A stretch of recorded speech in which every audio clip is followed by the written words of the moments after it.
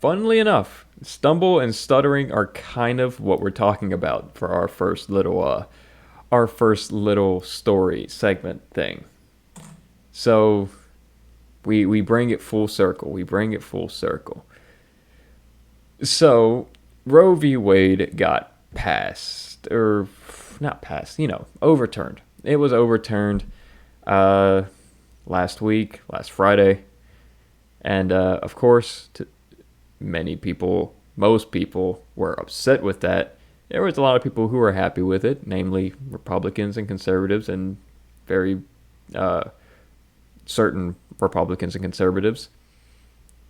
But yeah. It was there was a Trump rally that happened, which yeah,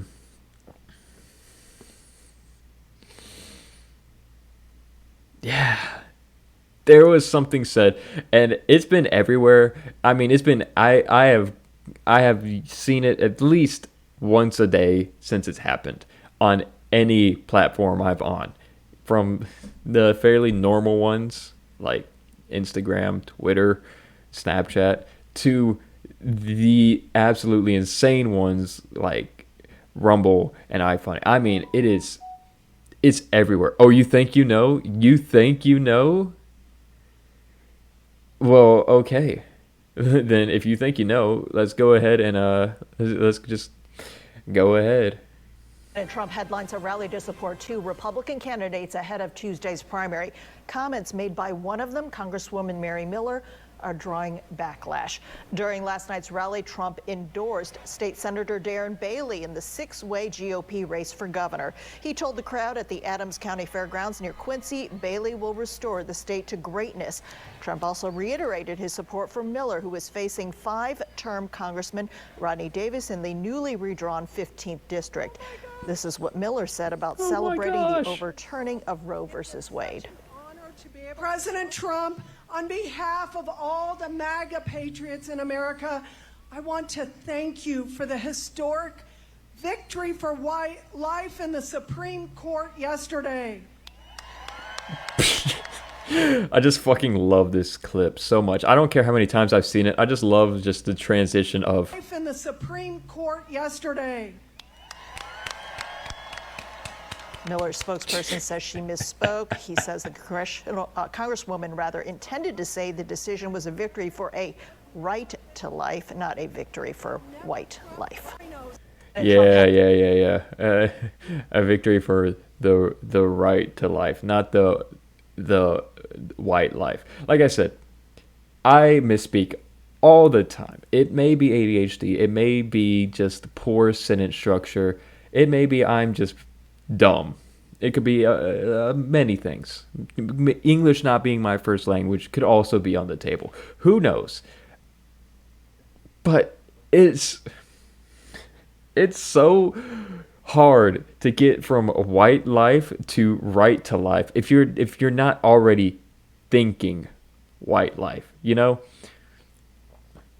It's very difficult because half the times why people misspeak is because they are thinking of something else, so they'll say what's on their mind instead of what they were planning to say. The good old Freudian slip, as it is, and that's what I think this was. She was thinking like, this is good for white people. Maybe it's because she's gandering at a crowd of just Caucasia. Or maybe it's because she was thinking like white people good, or who knows what the hell she's thinking. But I'm pretty sure that's what it was. She was thinking white somewhere along the lines, like white people like Trump. Look at all these white people. Who knows? That's what I think. There's other reasons like why people misspeak, just stuttering, speech impediments, stuff like that. But no.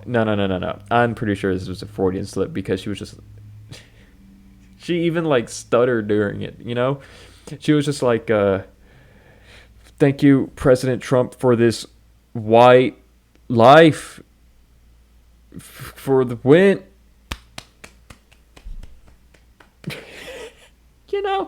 Like she could have just immediately like heard herself and was just like, ah, shit. Well, we trucking through it now. We finishing with this, and it said no one's gonna catch me on it. I hope, and of course, people got her on it. But Mary Miller, what a character! What an absolute character! Yeah, she's running against a person in the newly redrawn district. She was running for the GOP position for a little bit, but she got the endorsement from Trump, so she officially got the GOP position. She beat out her opponent in the primary. Yeah, Trump endorsed Miller beats Davis in GOP primary featuring two Illinois incumbents. Illinois, don't come at me. She was able to galvanize conservative voters by citing former President Donald Trump's endorsement of her and her vote against certifying the 2020 presidential election results. Trump endorsed Representative Mary Miller, has won the GOP primary for a heavily Republican district against fellow incumbent Representative Rodney Davis, who conceded the race Tuesday night. Miller was able to galvanize conservative voters by painting Davis as a moderate, citing both former President Donald Trump's endorsement of her and her vote against certifying the 2020 election. Miller and Davis ended up vying for the same seat after redistricting, which Illinois Democrats controlled, used to gerrymander the congressional map. The newly formed district skews heavily Republican. The win comes a week after a shocking moment where Miller was speaking at a rally alongside Trump when she said the Supreme Court ruling on Roe v. Wade was a historic victory for white life. A spokesman later said she meant to say right to life. Yeah. Again, I don't necessarily buy it. Of course, it could be the case. I can't say for certainty, but 90% sure. I don't want to hear shit about biting, stuttering, or misspeaking from the right anymore. Exactly. Because as much as people like to say Trump was a good spokesperson and a good orator, he's not. He absolutely wasn't. He was able to get people feeling things, that's for sure, but just because you get people to, rally doesn't mean you're a good speaker, right? Like Obama. People say he was a great orator. No, again, he was able to get people to be very passionate, rally, all that stuff. Same thing as Trump. But he stuttered and didn't have that great of a cadence. We all know how Obama talked, right? Yeah, Trump wasn't great at speaking. Great at speaking doesn't equate to giving good speeches, So there was all of that. But yeah, she's the one running for the district, and she's probably going to win it. She absolutely is probably just going to win it, which sucks. But what do you expect? I will say, although Davis isn't my favorite guy, looking at some of the stuff he's voted for and supports, him being a moderate was cool because he wasn't crazy, But also, they use that against him, which says some things, It says that they don't want a moderate Republican because they want someone more further right. Someone who believes in the election being stolen, The Q shit. That's what they want. That's just, that is what they want for this district, which is scary. Because whether she misspoke or not, she still said what she said, which is concerning because now it's a dog whistle, whether she realizes it or not. If she actually just did misspeak, okay, fine, she didn't mean it. But considering the state of the right, there's going to be people who are like, oh, no, she did mean it. She's one of us. She cares about white life. She only cares about white life. Yeah. And if she didn't misspeak, then of course we have to question her moral character.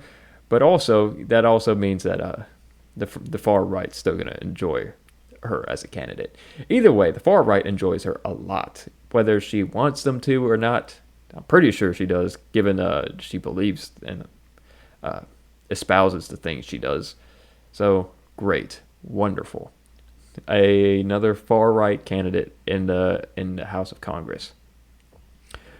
Of course, they don't want a moderate republic. They're under attack from trans children. There's no time for moderation. Exactly. They gotta kill all those trans children. You know. Remember Foster from Mississippi?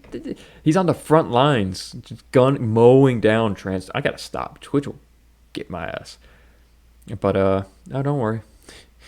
I'm bringing Mississippi back into this conversation for multiple times this stream.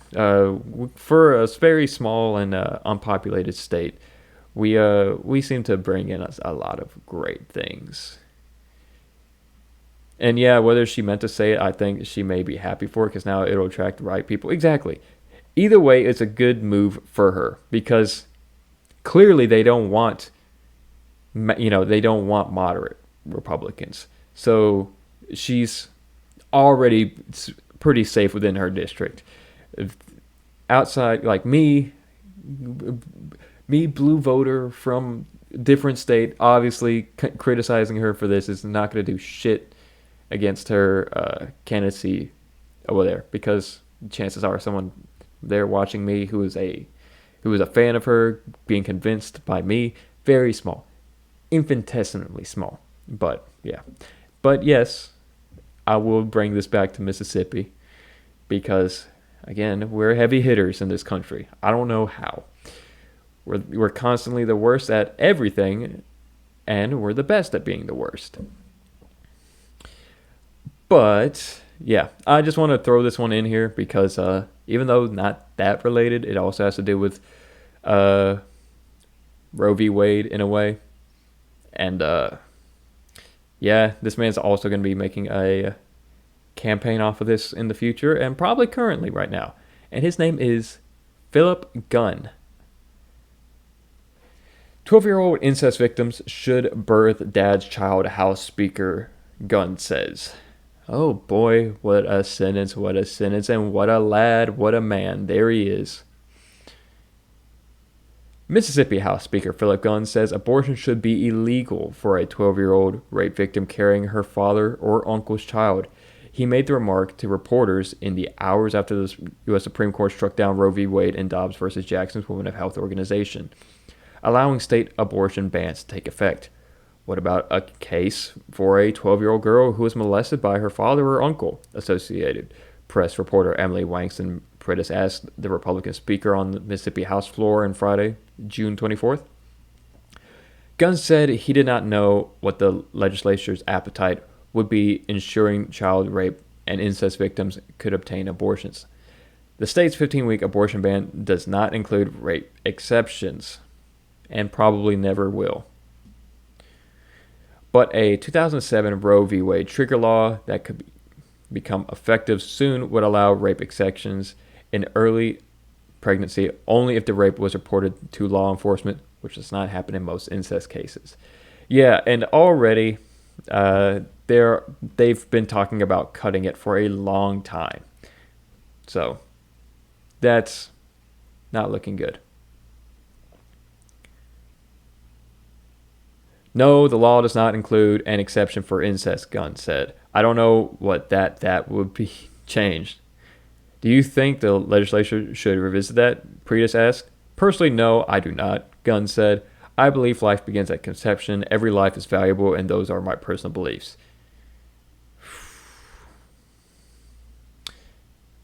Let's just hear him say it.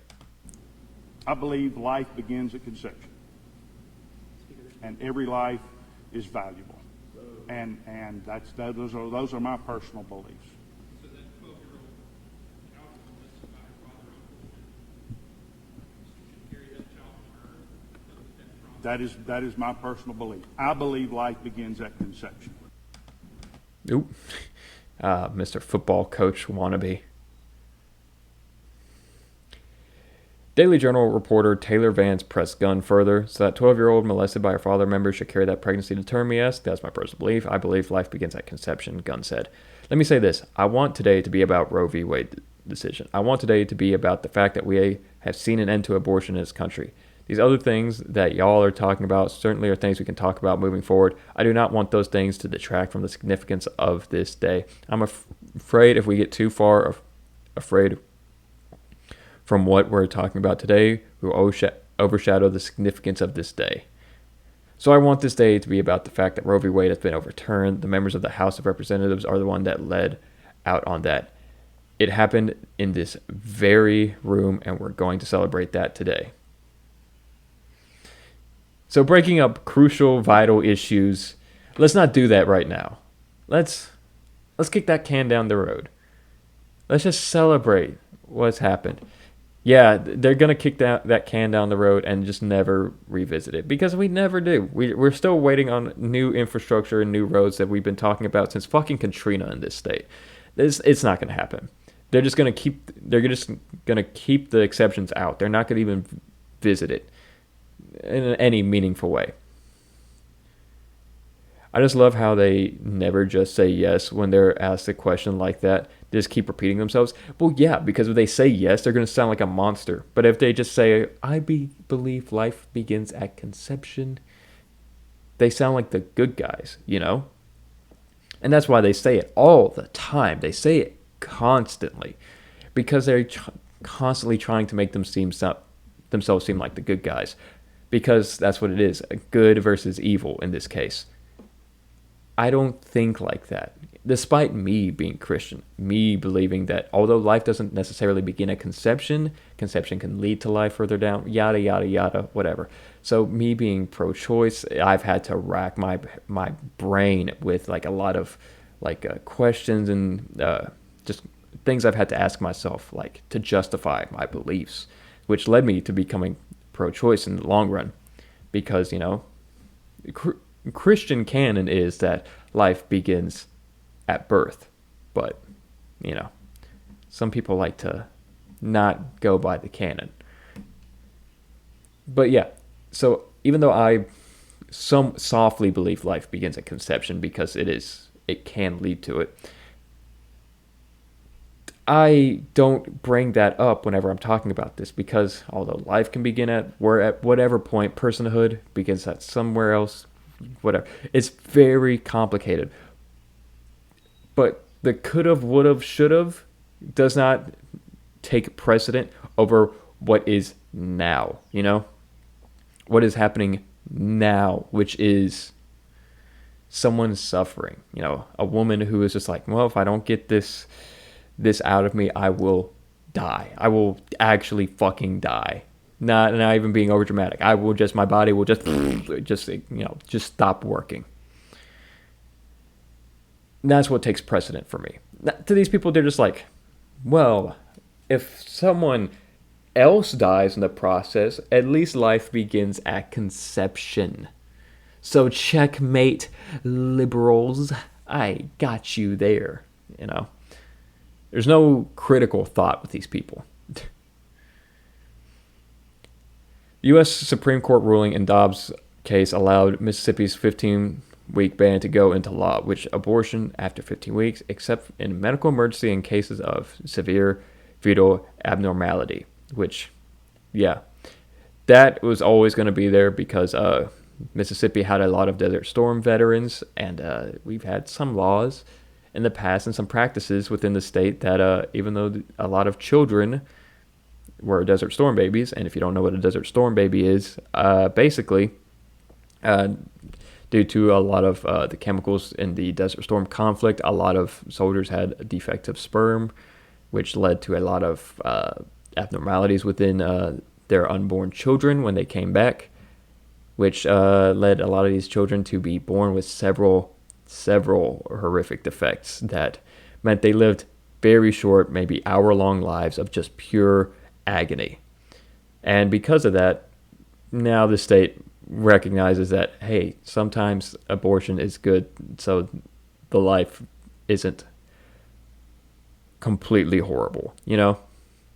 And yeah, So for some reason, we get that case. The mother suffering, the baby suffering. Oh, oh. Which I agree. I do agree with this. This is still important. Don't get me wrong, but like for some reason we don't acknowledge this in this state. I don't know. But yes, I am a Desert Storm baby. I was born fine. Don't worry. On Monday, Attorney General Lynn Finch certified the 2007 trigger law, which would prohibit abortions in the state of Mississippi at any stage except in cases where necessary for the preservation of the mother's life or where the pregnancy was caused by rape and that rape was reported to law enforcement. The clinic filed a state lawsuit to block the trigger law, but if they do not succeed, it will become effective on July 7th. Some Mississippi Republicans are already considering eliminating the pre-15-week rape exceptions entirely. However, the Triggers Law sponsor, Senator Joey Flanagan of Summerall, hey, I work in that city. He still lives there. Wonderful. Told the Mississippi Free Press that in May that he would like to repeal exceptions for rape, leaving abortion as the only option in only cases where a pregnant person's life is in danger. Since the ruling, Speaker Gunn has said that he wants to move forward to secure strong and lasting legal protections and cultural support for life, that he is forming a Speaker's Commission on Life. He says it will address more effective and well-funded child care and foster care, more available and affordable adoption and next-generation child support to hold father accountable so mothers don't bear the burdens alone. But during the last legislative term alone, Speaker Gunn killed or declined support efforts to provide healthcare options for new mothers. Funny, crazy how that happens. This spring, Republican Mississippi Senator Kevin Blackwell of South Haven sponsored a bill that would have ensured low-income new mothers in Mississippi have access to postpartum Medicaid coverage for 12 months after giving birth. Currently, that coverage is only available for 2 months. The Republican-led Mississippi Senate voted 46-5 for the postpartum Medicaid extension on the Senate floor. Blackwell referenced the state's history of passing anti-abortion laws. I think we've done an excellent job protecting the baby in the womb, but once it's out of the womb, we're like, whoop, you're on your own, he said. In March, though, the bill died for the second year in a row after Mississippi House leader refused to put it to a vote. Gunn acknowledged to Associated Press Emily Wagner-Pettis that his decision to spike the bill came from fear of appearance of Medicaid expansion. Ooh, great, wonderful. But yeah, and Blackwell's right. Even though I still think Roe should still be put into law, I agree more with him because he recognizes that, hey, a lot of times when we're talking about being pro-life, we only care about a fetus and not actually the baby. Once they're born, when they actually have more, when we can protect them more effectively. So he wants to expand healthcare to a lot of these single mothers because we have a lot of single mothers in this state, statistically. We don't have very good marriage or long-term partnership rates in this state. We have a lot of teen pregnancies and a lot of course, teen fathers just bailing, and not some teen fathers also just bailing out on their children, which leaves these children and their mothers suffering. So, a lot of people have supported trying to get these people some more resources. But, of course, the Republicans in this state don't want that. And this can be applied to just about every state because Republicans don't care about children. They care about telling women they can't get abortions, which, of course, that's all it is. Because if they did care, they would have been passing this. But they don't even allow this to be, to come to a vote, right? They're not even allowing people to put this to a vote. Gunn is not even allowing Blackwell to bring over his bill because Gunn is scared about Medicaid expansion. What does that mean? It means the poor people in the state getting more money from the federal government. Who tends to be poor in this state? Well, a lot of black people. Sad to say. The white people are also extremely poor in the state, don't get me wrong, but the rates are pretty high here, considering that this, by population percentage, is the blackest state in the country. And we also have some of the lowest Medicaid. Yeah, but of course, they don't care because they don't care about these kids. They never do. Life begins at conception. When do we start helping that life? Never. We never do. Because fuck them kids. You know, Philip Gunn says, fuck them kids. Which is why in his in the current bill, when it talks about you can only get an abortion, if you were raped, you can only get an abortion for that case if it's been reported to law. And yeah, in case of incest, it doesn't get reported at all. Believe me, I know. I live in this state. I've known several people who've been put through those traumatic experiences. And yeah, a lot of them did not report it. And for those who did, nothing came from it because the actual law isn't reported. It's if the cops report it. Meaning, you can tell a cop, but whether the cop goes through any effort past that, who knows? If the cop does go through effort and the person is, eventually, brought up to charges, then you're allowed to terminate the pregnancy. If not, you're a liar. And now you're going to have that baby. You better go find the father. Oh, was the father your father? No. We've determined that based on the copy set you told us to, that's not the case. Fuck you. But yeah, basically we've got Philip Gunn is considered a moderate Republican too. So who knows what the hell Miller in Illinois is going on about? So we get the far right crazy in Illinois going, a historic victory for white life, and then we get a moderate Republicans going over here saying, fuck them kids. Don't you just love what the Republican Party is becoming? It's not even becoming. It's what it's always been, but they're becoming a lot more mask off, which is just wonderful. So wonderful.